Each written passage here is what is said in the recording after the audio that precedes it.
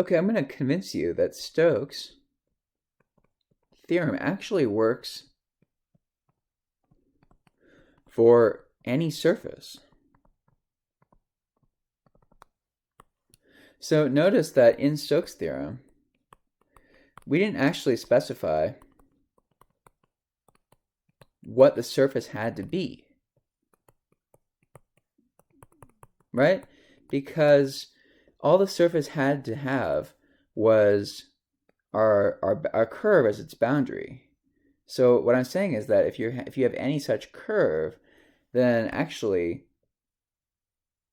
Stokes' theorem works just as well.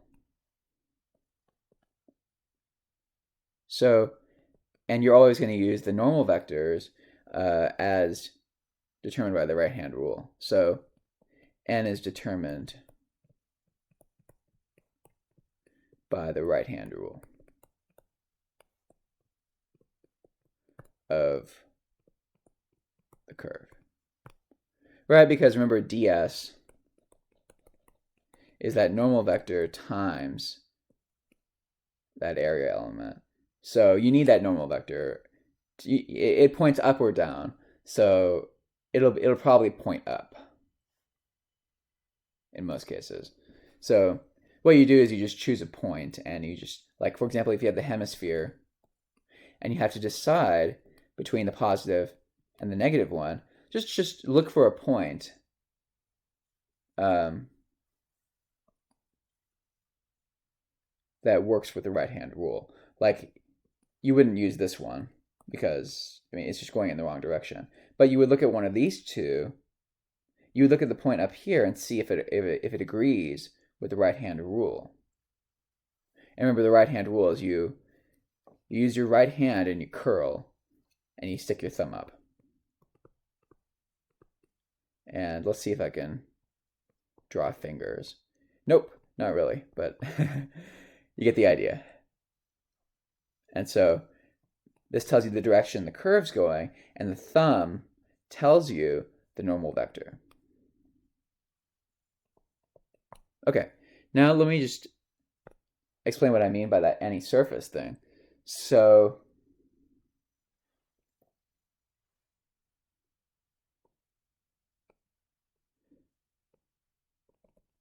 again, no matter what the surface I use,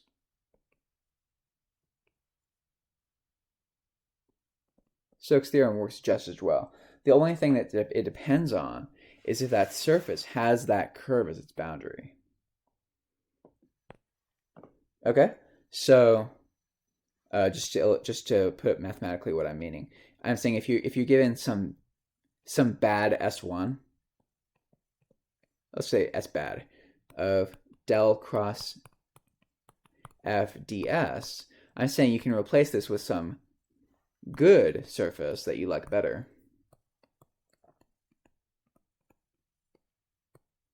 Of the same integrand. And Stokes' theorem works just as well. So this can sometimes be helpful. Like, for example, let's say you're given this hemisphere. You would have to use spherical coordinates, right?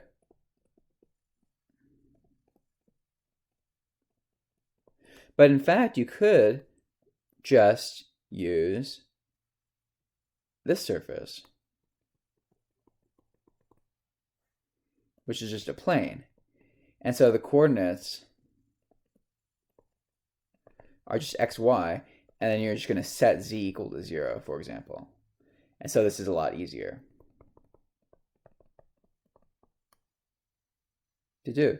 Actually, for this particular example, I might use x, y, maybe polar coordinates, but I think polar is still a little easier than spherical, so you still win. So the point is that Stokes' theorem, it works just as well in either case. And we might be able to do an example just to convince you that this does work.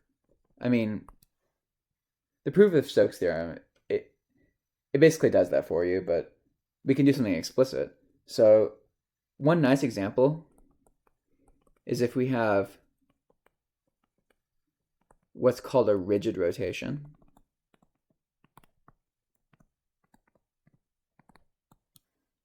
So if you have a rigid body and it's spinning around an axis, then the angular velocity will just be this vector, k. So this represents the velocity of a rigid body with angular velocity k. Okay? So really what this thing is, if you want to write it out, it's just, well, we could do the determinant, right? I, j, k, 0, 0, 1, that's the k row. And then for our f row, we'll just do, or I'm sorry, for the r row, we'll just do x, y, z. And what you can do is you can rearrange the rows with a determinant. So 0, 0, 1 at the cost of a minus sign. And the reason I want to do this is so that I can just expand and get rid of those zeros. So I'll just use these.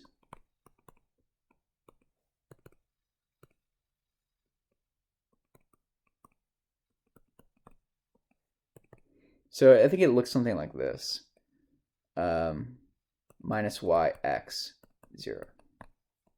Okay, that's our f. So in fact, the curl of this thing, it'll just turn out to be 2k.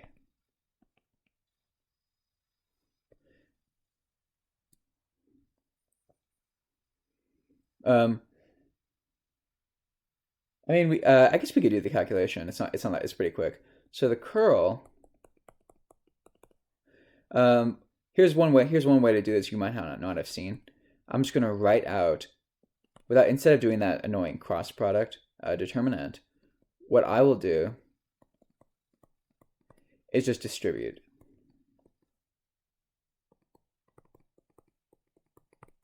Because notice, this will not hit that.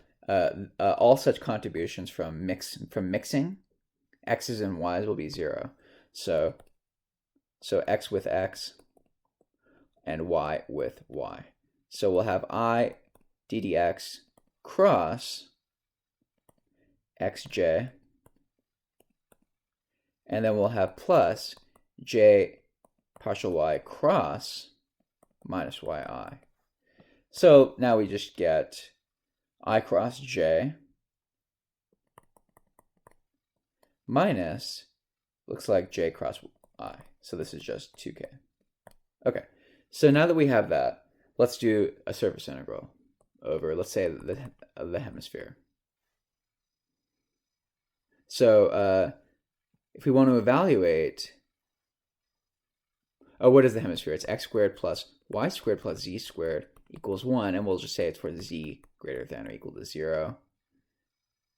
And so, of course, the curve, partial s, it'll just be x squared plus y squared equals 1 and z equals 0. So in other words, it'll be like x equals cosine t, y equals sine t, but we don't need to evaluate. So we'll be using Stokes to evaluate f dot dr. Right, because we know this is just the curl dot ds. Okay, so there's two ways to do this. You can use a hemisphere, or you can use a plane.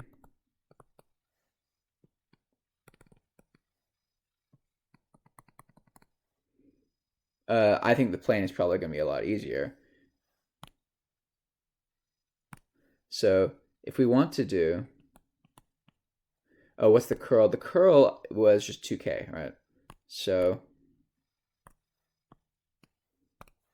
we want to evaluate 2k dot ds over either s hemisphere or s a plane. Well, okay, let's do the plane case first, just to appreciate how easy that is. So the normal vector for z equals 0 is just k. So ds will just be k times dx dy. Okay, so 2k dot ds will just be 2 dx dy. So now we want the integral of 2 dx dy over x squared plus y squared equals 1.